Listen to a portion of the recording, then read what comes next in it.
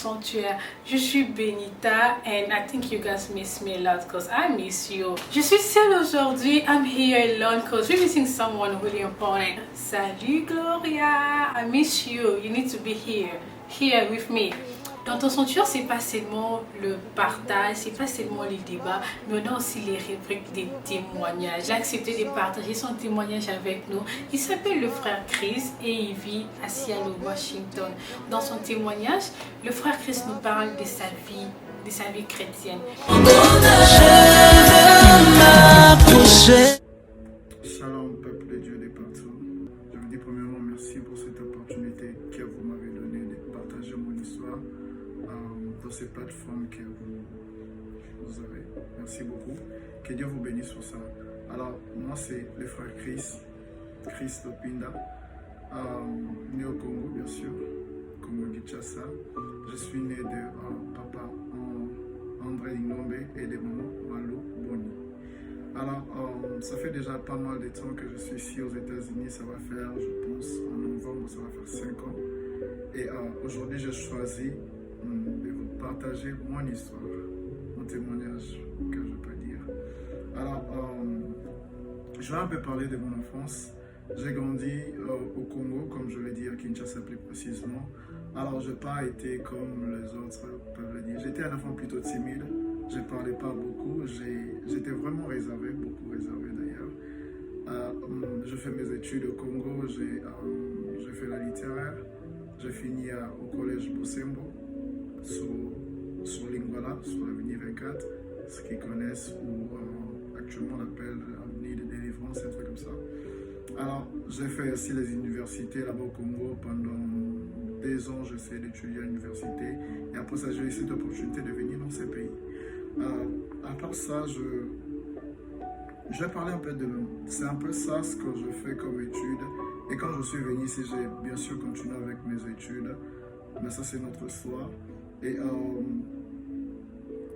comment j'ai connu Christ? Ça, c'est la meilleure des questions qui puisse exister. Alors, pour commencer, en vrai, je ne l'ai pas connu juste ici aux États-Unis parce que je viens du Congo, bien sûr, et on connaît Congo, la plupart de nos familles, on est chrétiens, comme je peux dire. Alors, je sors d'une famille que je peux dire chrétien parce que ma maman priait déjà pour dire, et mon père connaissait Dieu, il priait que quand c'est nécessaire, je veux dire ça. Alors, j'ai grandi dans cette famille comme ça où ma maman tous les dimanches nous amenait à l'église. Et c'est à partir de là que je sais qu'il faut prier. C'est à partir de là que je connais qu'il faut prier, que le dimanche c'est réservé à Dieu. Mais je n'avais pas vraiment fait la rencontre avec Dieu comme tel. Et quand j'étais arrivé, je pense, entre 5e et 6e humanité, j'avais un ami qui me conduisait aussi, qui m'encadrait un peu dans ce qu'on appelle la vie chrétienne. Alors il m'aidait un peu, on allait à l'église, partage, toutes ces choses, c'était bien. Mais à un moment, j'avais abandonné parce que je m'étais plongé dans l'alcool. J'étais devenu vraiment un ivrogne et j'ai vraiment passé ma vie de ça. Je prenais tout ce qu'on appelle alcool. Certains d'entre vous peuvent reconnaître, je prenais Soupunatolo, la bière brain, toutes sortes de bières, whisky. J'ai même pris de la chanvre, ce qu'on appelle les diamants. Alors, cela n'a pas... Je croyais que je voulais m'adapter, j'essaie de m'adapter de mon entourage, de mes amis, mais cela ne m'aidait pas en fait. À chaque fois que je le faisais, j'ai juste l'impression que je le fais parce que je n'ai pas envie de passer pour quelqu'un d'autre, parce que je suis un et le jeune de mon âge. Je voulais m'identifier à une jeunesse ou à... comment je vais dire ça? Je voulais m'identifier à un groupe de personnes qu'on appelle jeunes de nos jours. Les jeunes swag, les jeunes branchés. Je voulais m'identifier à eux et cela m'a poussé à... Cela m'a poussé à aller dans l'alcool, dans tout ce qui est appelé femme, dans toutes ces choses bizarres. Mais il y avait juste un truc en moi, je ne sais pas pourquoi. Mais je me sentais juste différent en fait, comment je vais dire ça. Et bizarrement, j'ai croisé, je me rappelle bien de cette dame, je ne sais pas si c'était quand, mais une fois, j'avais même trouvé mes oreilles, je portais des boucles d'oreilles. Je pense que c'est cette oreille-là. J'avais trouvé ça. Et à un moment, je portais des boucles d'oreilles et des aimants et trucs comme ça. Et une fois, je me rappelle, j'ai croisé une dame, je la connais pas, elle me connaît pas. Juste en route, bizarrement, elle m'a vu avec mes aimants, mes gros aimants que je portais sous mes oreilles. Et moi, je me suis dit, elle m'a salué gentiment. Elle m'a parlé, elle m'a dit, mon fils, je peux te parler, je peux te dire un truc si ça te dérange pas. Je dis, bien sûr. Elle m'a dit, elle ne me connaissait pas, je ne la connaissais pas. Et elle m'a juste dit, la vie que tu mènes n'est pas ta vie. C'est bizarre alors que moi, je trouvais que j'étais un jeune branché. J'ai pris l'alcool, j'ai dragué des filles par-ci par-là. Mais la dame là m'a dit, cette vie que tu mènes n'est pas ta vie. Et elle a tout de suite disparu de ma vie. Depuis ce jour-là, je ne sais pas ce qui s'est passé, mais ça a toujours quelque chose en moi. Je veux dire, tu es avec des amis, je rentrais toujours à la maison sous. Je rentrais toujours avec l'ivresse. Je m'ivrais des lundis à dimanche. Nous, en fait, on n'était plus dans ce... Parce que j'ai habité en ville, mais on n'était plus dans ce qu'on appelle dans le luxe. Non, on ne vivait plus dans ça. On cherchait tout ce qui appelait comme endroit où on peut trouver l'alcool. Si on nous dit l'alcool est vendu dans telle commune moins cher, nous, on va aller là-bas. On cherchait plus à prouver qui que ce soit, mais on cherchait juste à boire. Je ne sais pas. C'est quoi cette envie-là? Bah, c'est comme ça. Et aujourd'hui, merci, Dieu merci, je vais dire que bizarrement, à chaque fois que je goûte un peu à l'alcool ou je sens juste l'odeur, je me dis pourquoi je prenais ça en fait. Ça devient amer à un moment et c'est bizarre. Mais bon, comment je dis ça? Je suis venu aux États-Unis en 2017, vers la fin. Et après 2 ans,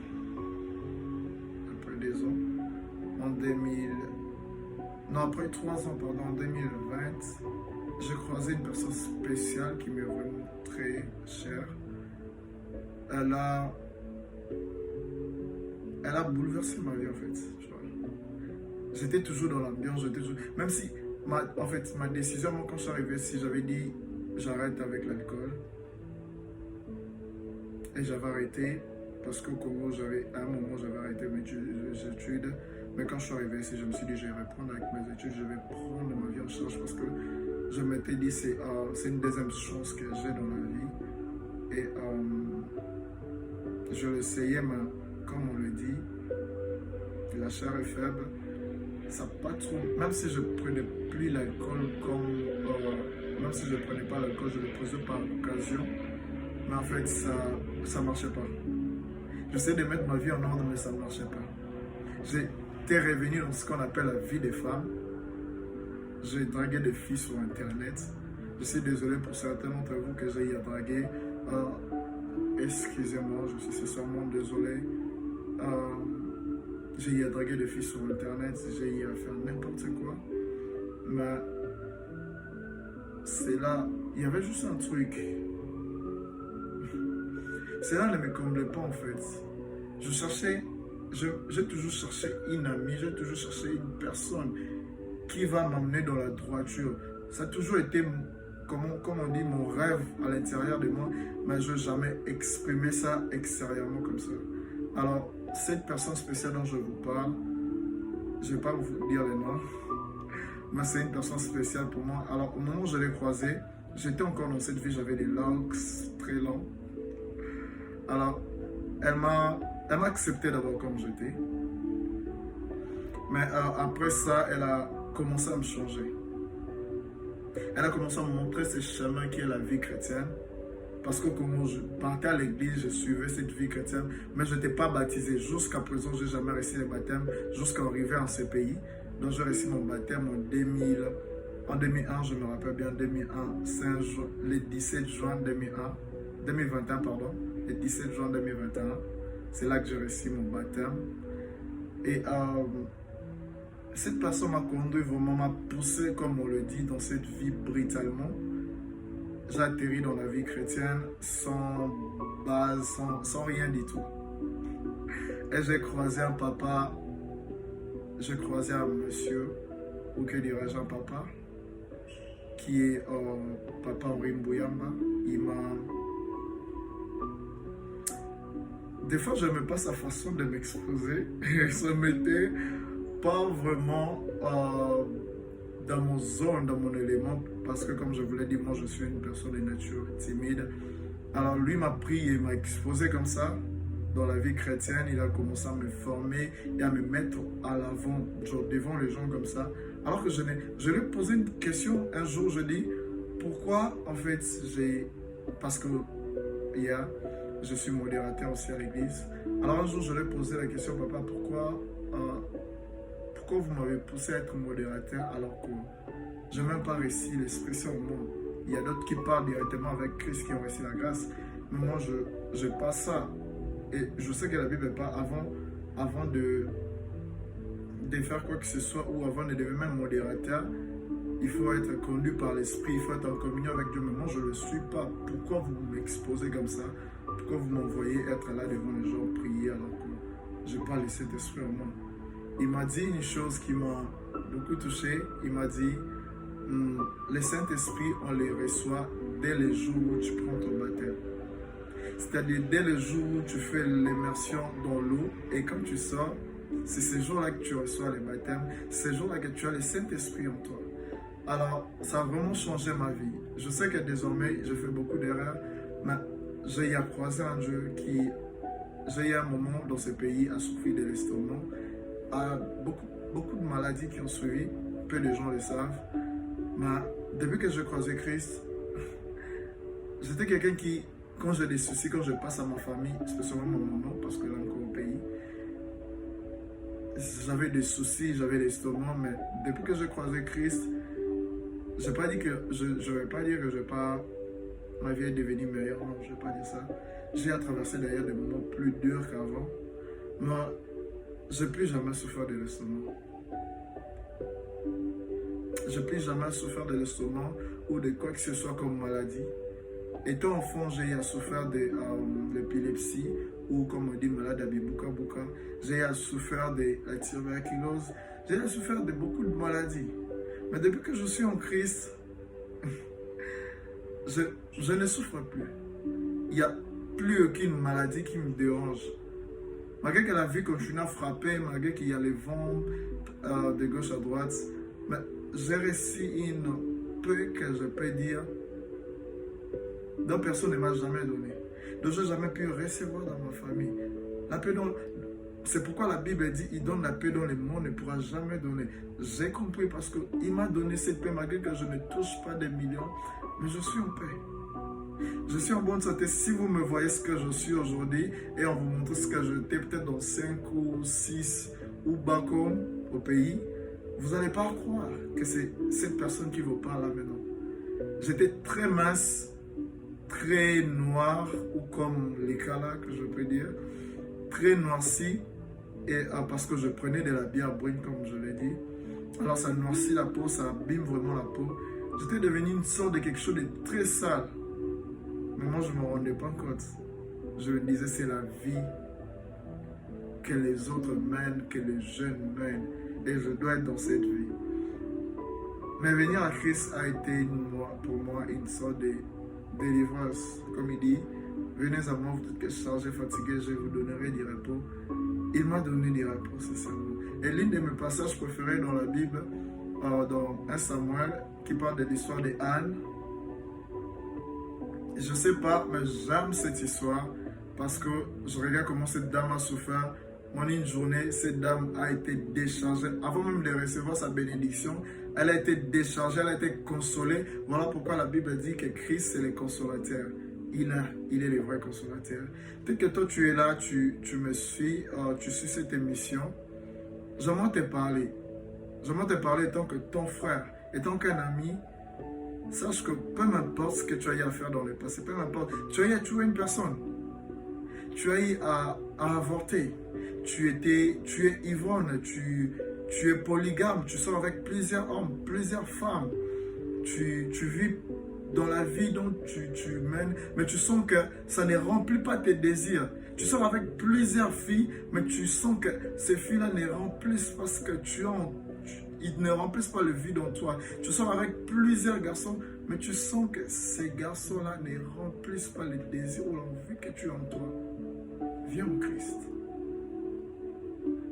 Bien-aimé, la Bible ne ment jamais quand il dit « Venez à moi qui êtes chargés, fatigués ». Peut-être que tu es fatigué de la vie dont tu mènes, mais tu ne sais pas vers qui aller. Tu as peur d'aller vers un ami, peut-être qu'il va se moquer de toi. Tu as peur d'aller vers tes parents, peut-être qu'ils vont te condamner, ils vont te punir. Mais viens à Christ. Lui qui n'a jamais jugé. Lui, peu m'importe ça, peu m'importe l'iniquité qui est en toi, peu m'importe la saleté qui est en toi, il t'accueillera tel que tu es. Je profite de cette émission pour te parler, toi, te donner conseil, toi. Peut-être que tu es dans cette étape où moi j'étais. Tu prends l'alcool, tu fais n'importe quoi avec ta vie. Mais cela ne remplit pas. Tu vis, tu sors avec des amis, mais il n'y a que toi que les problèmes arrivent. Vous sortez, vous prenez de l'alcool, mais il n'y a que toi que les problèmes arrivent. Tu sors avec plusieurs filles, comme tes amis, mais il n'y a que toi que ça ne marche pas. Peut-être que cela n'est pas ta vie. Peut-être que tu es destiné à mieux que ça. La vie chrétienne n'est pas une vie facile, mais c'est une meilleure de vie, selon moi. Je dis ça comme ça. Ce n'est pas une vie facile, mais une meilleure de vie à vivre parce que tu auras la paix. Dans la souffrance, mais tu es dans la paix. Tu manques, mais tu es dans la paix. Tu vois cette souris que j'ai ce matin ou cet après-midi, je ne force pas. Il m'arrive des fois d'être vraiment dans des moments difficiles de ma vie. Mais je ne sais pas pourquoi les larmes coulent difficilement. Mes larmes coulent difficilement. Mais j'ai compris une chose, je n'ai pas à pleurer devant n'importe qui. Viens à Christ. Si tu ne sais pas comment commencer, simplement entre dans ta chambre. La Bible dit, la Bible nous montre comment il faut prier. Il dit, entre dans ta chambre, ferme ta porte et prie ton Père qui est dans les secrets. Tu peux le faire, bien-aimé. Dès que tu le dis à l'église, ils vont te juger. Si je parle à tel frère, à telle soeur, elle va ou il va me juger. Va dans ta chambre, enferme-toi. Prie, c'est Dieu qui est dans le secret. Dieu ne cherche pas des gens qui sont parfaits. Parce que je suis la preuve qui peut prendre des gens imparfaits et les rendre meilleurs. J'aime ce qu'une dame a dit. J'ai suivi un témoignage aujourd'hui. Et la dame là, elle a dit, God, je vais citer un peu en anglais. She said, God doesn't call the qualified, but they qualify the call. Cela m'a touché. En français, ça veut simplement dire Dieu n'appelle pas les qualifiés, mais il qualifie ceux qu'il appelle. Bien-aimé, Dieu ne cherche pas des gens parfaits.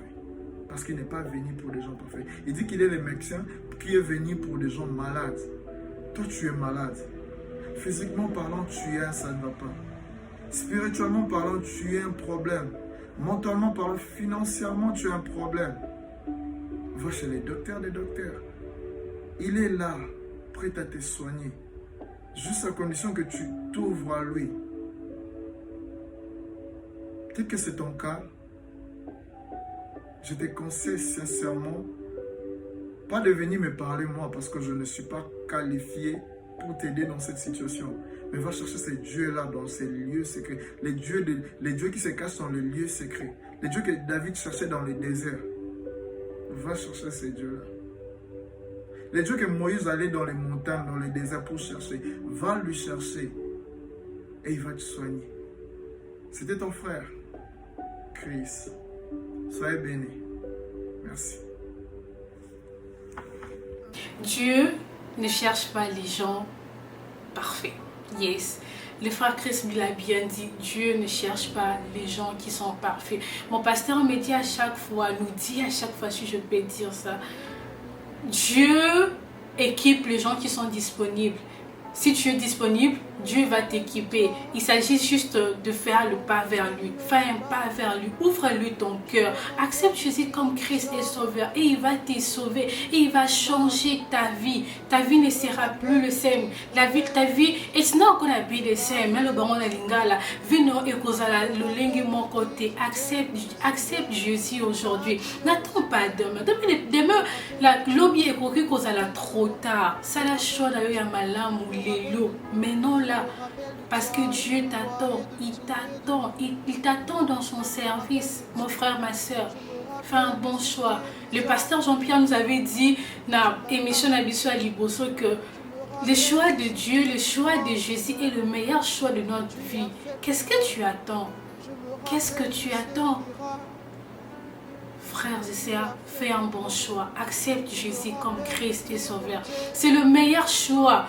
It's the best thing that can happen in your life, to give your life in Christ. Parce qu'il est le chemin, la vie et la vérité. En lui, on a tout. On n'a pas d'autres repères. On n'a pas d'autres ressources. On n'a rien du tout. On n'a que Jésus. Tu es jeune comme moi, tu es jeune frère comme le frère Christ. Le frère Christ aussi était à l'alcool. Il était aussi dans le monde. Il faisait aussi ce que toi tu fais, ce que toi tu fais maintenant. Il faisait aussi ce que moi je faisais dans le passé. Dieu ne nous condamne pas, il ne nous juge pas non plus. C'est à toi de faire le choix. Avance vers lui. Dis-lui que tu ne peux pas. Dieu lui demande l'aide. Demande l'aide et il va t'aider. Il va carrément t'aider. Je t'en supplie mon frère, je t'en supplie ma soeur, fais le bon choix. Prends la décision aujourd'hui de suivre Dieu. Donne ta vie à Christ, donne ta vie à Jésus. Et je te promets, I promise you, your life, it's never gonna be the same. Because he's a good dad, he's a good father. I cannot end this without saying hi to Pasteur Henri. Pasteur Henri de Seattle, Washington. Coucou, que Dieu vous bénisse. Merci pour le travail, merci d'être présent, d'être un peur pour nous. Parce que c'est pas seulement le frère Christmas, je suis à l'intérieur. Quand je pars là-bas, you know, that's my church. Merci beaucoup. Et à votre femme, j'ai dit bonjour, tout le membre de l'église Sanctuary. Coucou à vous, que Dieu vous bénisse. Les informations de l'église seront juste en bas. It's gonna be there, so you guys can contact them. Si tu n'as pas d'église d'attache, je te conseille de contacter les numéros qui est juste là devant l'écran. Contacte les numéros et it's gonna be a blessing for you. It's gonna be a blessing for you. I promise you that's a good church. Sometimes I go there, sometimes I really go there. Et le frère Chris est là, vous pouvez le contacter aussi dans son Instagram, c'est juste affiché quelque part là. I think over there, yeah. Vous pouvez le contacter et on se dit bye. Bye.